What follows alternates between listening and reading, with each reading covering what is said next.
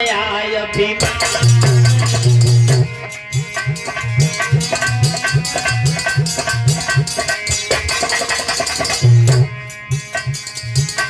के पास जाओ, तुम्हारे पास कितना पैसा है, शरीर में कितनी ताकत है, इसे सबको भूल करके चले जाओ। क्योंकि संतों की शक्ति, संतों की ताकत, संतों के ज्ञान का कोई पार नहीं है। इनका ज्ञान अथाह बंदान का सागर होता है।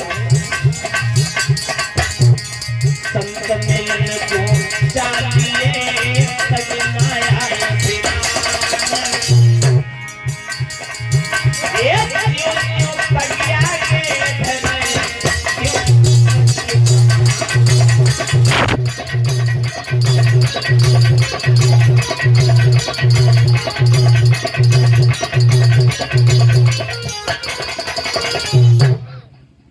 तो संतों का कभी भी अपमान नहीं होने पाए हमारे द्वारा। राजा ने गले में सर्प डाल दिया, श्रृंगी ऋषि के ने श्राप दे दिया। तो ध्यान रखना, वो मुकुट जो बना था सोने का वो भी पाप का था। और परीक्षित महाराज को ये पहले ही कह चुके थे कि जहां पर पाप अत्याचार होता हो ऐसी जगह पे आप निवास कर जाओ। वो मुकुट कहां से आया था बताते हैं श्री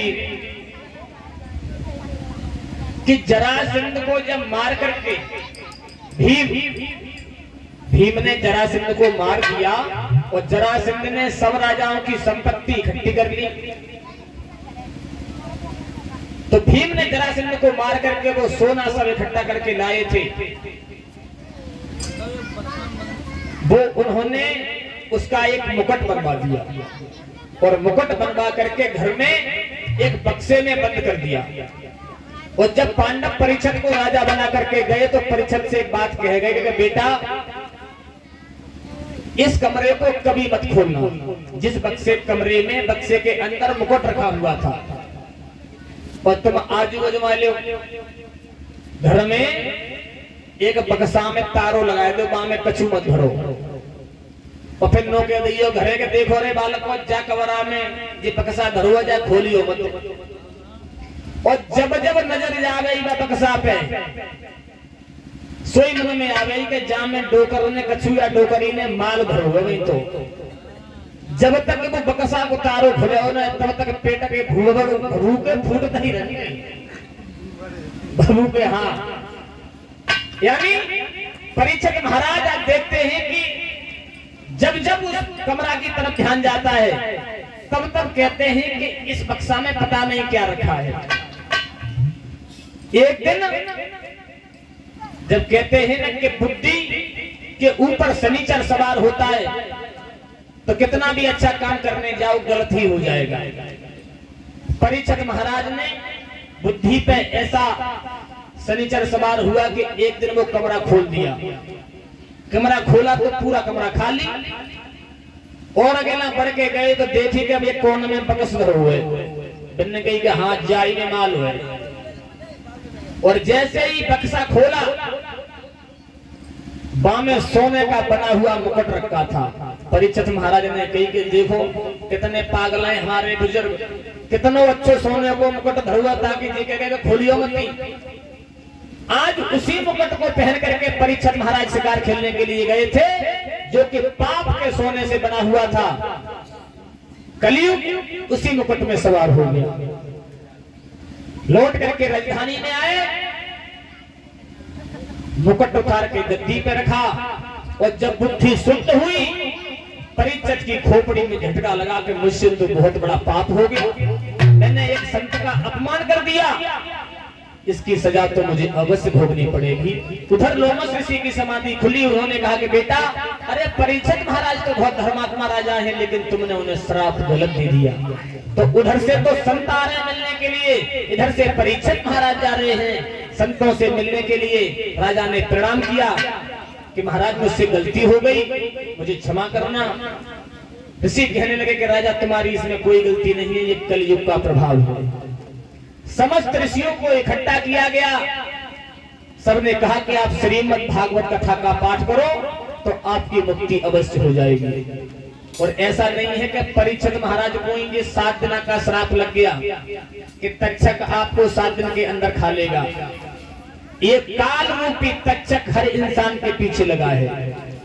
7 दिनों में ही आना है और 7 दिनों में ही चले जाना है।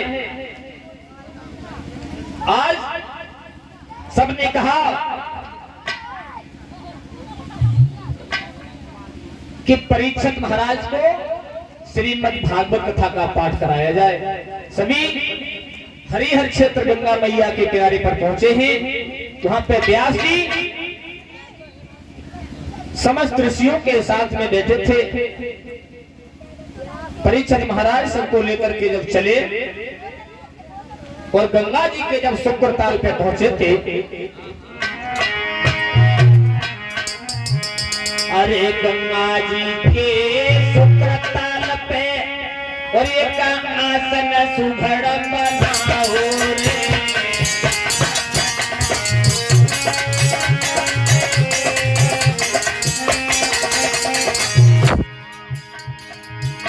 एक गंगा जी के शुक्रताल पे एक आसन सुघड़ बनाओ रे। 16 वर्ष को पालक हो जन्म में खेलता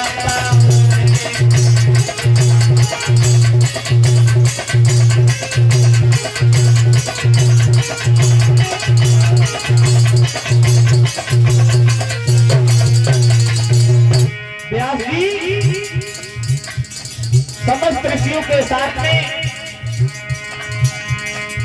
गंगा जी के शुक्रताल में उच्च स्थान पर बैठे हैं। तो क्या देखते हैं कि बच्चों में खेलता हुआ एक 16 साल का बालक आ रहा है और उस बच्चे के शरीर पर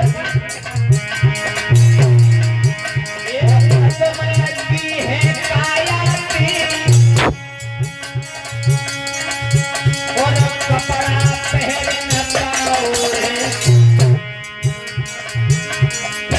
और बालक आएगा सनक खटे सब प्यास में शीश झुका।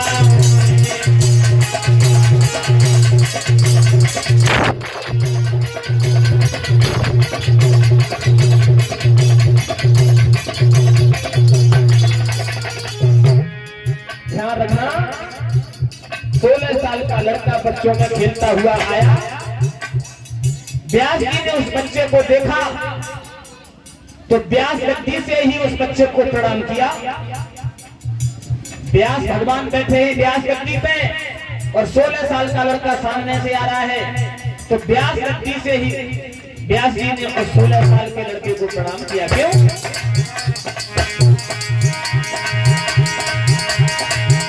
एक कोई बालक ये बच्चों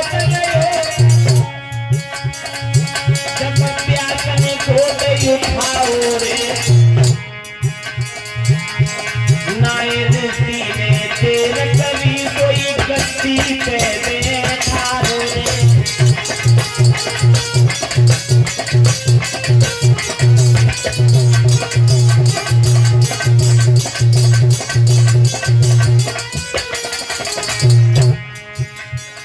व्यास जी ने गद्दी से उतरे, उस बच्चे को उठाया और व्यास गद्दी पे बैठा दिया। समस्त ऋषि जितने भी बैठे थे नीचे, उन्होंने कहा महाराज अरे आप इतने बड़े विद्वान गद्दी से उतरे नीचे और इतने ये ऋषि हम बैठे हैं, किसी को प्रणाम नहीं किया। और 16 साल को लड़का है, बच्चों में खेलते हुआ है, नंगो धर्म को कपड़ा उठाए पहने और आपने इसे उठा करके गद्दी पे बिठा दिया। व्यास जी समझाने लगे कि सुनो, एक 16 वर्ष को बालक तुम प्यास की जीवन बनाओ। संत ऋषि सब बैठ गए, को वचन सुनाओ।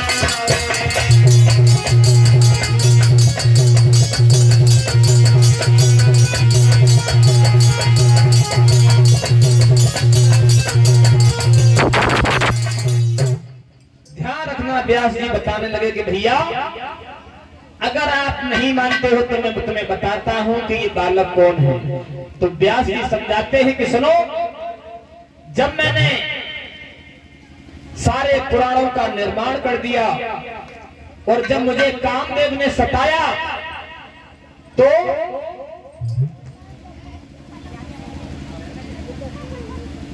इंद्र की आत्मा जांबाज ऋषि के घर पे लड़की बनी। इंद्र की आत्मा जांबाज ऋषि के घर पे लड़की बनी। उस लड़की का नाम रखा गया चंडिका। और चेटिका उसका विवाह मेरे साथ हुआ। तो एक बार राधा और कृष्ण गोलोक धाम से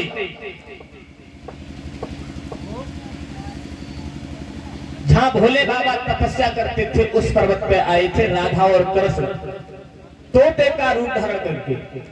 कुछ दिन तक वहां पर रहे, एक अंडा छोड़ के वहां से उड़ गए। तो एक दिन नारद जी घूमते हुए चले गए पर्वत पे। भोले बाबा थे नहीं, पार्वती मैया बैठी। सो कही कि मैया प्रणाम। पार्वती बोली आओ लगा नारद, आज कहां से घूम चले आए हो? कि मैया का बताएं, तुम्हारे दर्शन की इच्छा लगी सो हमने की चलो आज मैया के दर्शन ही करे आए। नारद जी को बिठा लिया।